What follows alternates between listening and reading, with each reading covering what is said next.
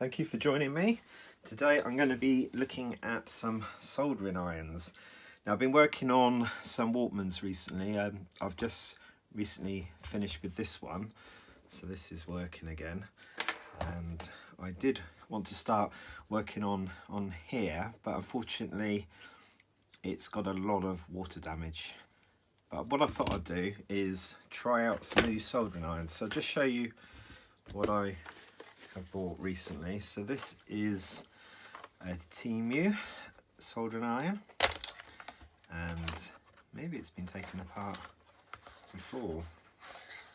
What model is this? This is a USB 5134. And what do you get?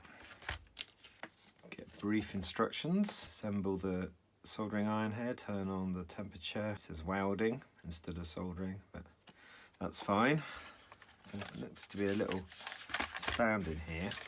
We've got a little lead here, but that's not going to allow me to be soldering at the same time as it's kind of plugged in, because that lead's way too short. So maybe the idea with this one is just to charge it up first and then use it. So it looks like a little stand here that you have to bend and punch it through, isn't it? There you go. There's a little bit of material to wipe the tip with, and you get one fine tip. Pretty good actually. I've been using thicker tips for a long time and getting into a right state. So anyway, I better assemble it, I guess, first, and I would imagine it screws, isn't it? There is instructions in here.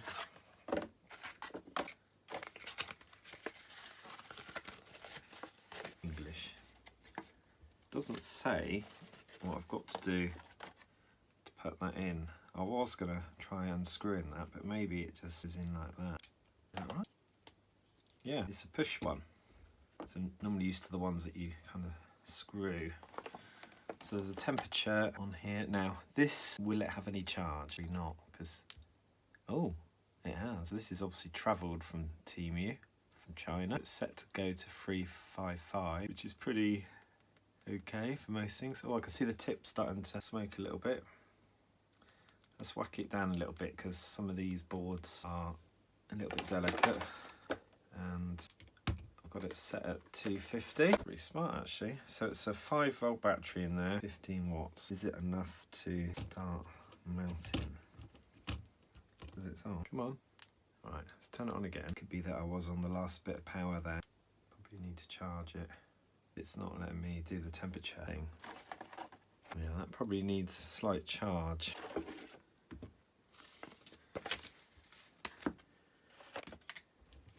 In the meantime, I'm just going to put that there. And look at this one. So this is looking very similar, but a bigger box. And I bought two because I figured if one doesn't last very long, then I've got possibly a backup. One was slightly more expensive. So this one is a TK USB. Oh, it just comes in a dedicated box, this one. That's quite nice. Get a little guide. Again, a very short cable. It does look quite similar. It seems to have just one, maybe it is a multi-purpose button on there. So yeah, again, another small lead. I won't open that. A similar point, I would say. We've got a proper kind of kickstand thing, only bit, and some flux and some solder. So nice little setup, but very similar to the other one actually. I'm gonna try plugging this in. Now to plug in you need a decent USB adapter. So this is supposed to go to 120 watts and it's quite lightweight, a KO71. So you just plug that into there. That's interesting. It says it's at 89%. What was I doing wrong with that one? I'm just gonna try using that one again. see what comes up on the display here, if there's anything. Although it comes in a bigger box, it's looking a little bit more straightforward. Temperature ranges, we've got lower 300 to 340, 350 to 380 and 390 to 420. And it's just a case of holding the button for 5 seconds. And the 3 lights will flash 3 times. Press the button once to activate the temperature modes. To turn off, you hold it for 5 seconds. Sounds quite straightforward. We don't know how much charge is in that one. Let's leave it charging for a minute. It probably needs a bit of charge. Let's try turning this one on again. It says it's on. It's not coming up with any temperature. It says press and hold the button for 3 seconds to turn it on or off. After turning it on, it will flash on and other symbols are not displayed. If a tip is inserted, the on flashes twice before the soldering iron starts to heat. So maybe it's thinking that this isn't cold. Inserted. Alright, I've properly pressed it in. I'm going to do 1, 2, 3. On. It's as if the soldering iron tip is not installed, it turns itself off. So it thinks that it's not installed. Now it's keyed in, obviously. That's acting like a internal switch, isn't it? Sure, that's in enough. 1, 2, 3. On. Oh, here we go. Maybe it's a little bit funny. Okay, let's whack it up to 300. Just see if it looks like it's gonna be able to mount anything. There's 300 on there. Yeah, it's mounting very slowly. Maybe you need 350. I wonder how long this lasts then. It's mounting it fine. Oh. See, it's not in the solder. Absolutely fine.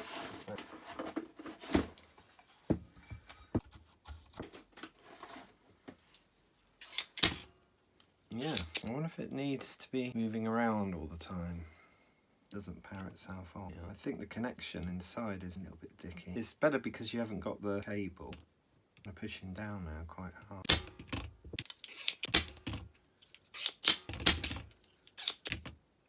I would imagine the other one's a bit like this. Hold it for 3 seconds. And now it's been in just for a few minutes. Hopefully it's got a bit of charge. They're very similar, looks like it's going to be the same internal design. Oh, that one feels more snug, that one. There you go, it's flashing on. Let's have it on the hottest, shall we?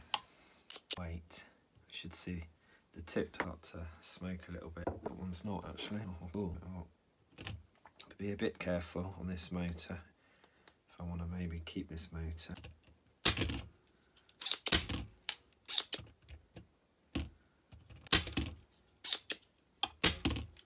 That's plenty hot enough on the second one.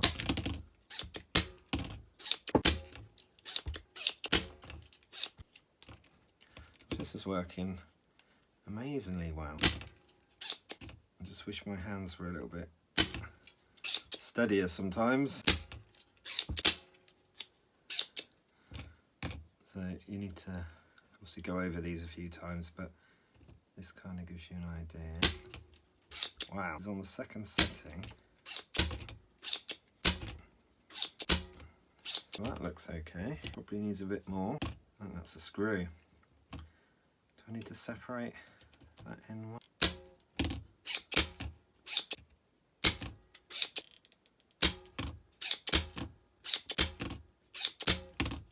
Alright, let's turn it on. I like that one. I like this one a lot. This one not so much. This one a lot. Alright, let's take some screws out. This is a bit of a junk Walkman. I had a job lot of several from Japan. Most of them were okay, but this one was the worst. I couldn't even get the door open to get the battery out. But at the same time, it looks like it's all corroded this end as well, so maybe it's been in the sea. Yeah, it's looking very kind of green, isn't it? I think that the thing I'm finding is it's targeted heat, which is what I like. So because it's a very fine point, you're not going to overheat things. because in the past I've kind of mounted plastic where I shouldn't have. Yeah, here we go. It does kind of heats up very well, this one.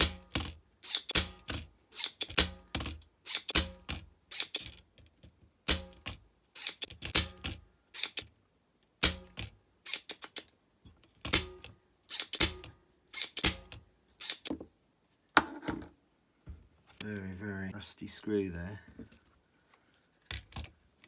Some of this is starting to come away. Oh, pretty good. Not actually too bad here, actually. Yeah, underneath the volume, can quite rusty. And round here, but doesn't look to be any track damage. That might be something to keep. None of these pins have dropped, I don't think. They look okay. Yeah, maybe just for parts, this one. But anyway, hope that's been relatively interesting. I'm going to turn that one off. Just give this one another attempt.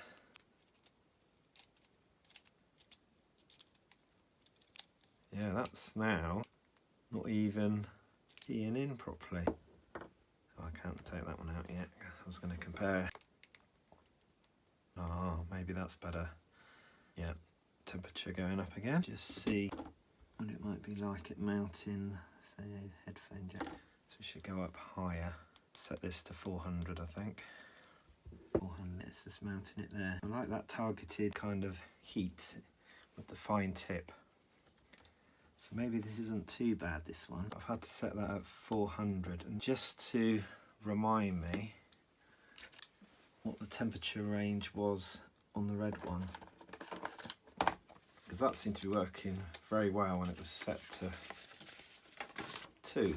Oh, there we go. So 350 to 380. So 380. Let's dial that down a little bit. That's the top end of what I was using in there. Yeah, it's very similar. Amazing, isn't it? Look how straightforward it is to mount things in a targeted way. Great. So anyway, I think that's been quite useful. I'm going to turn that off now. Put them both on charge. And I'm going to be using them in some of my other videos, and I will let you know which one I prefer. I think for simplicity at the moment, and the fact that it seems to just be working from the outset, is the red one, but we'll give the black one a fair chance as well in those comparisons.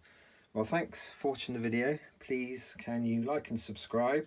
Let me know if you've used any of these models and how long they last in between charges. Do they still work? Have they broken down on you? Please let me know, and that'd be great. You'll let other people know as well. Thank you for watching. Bye for now.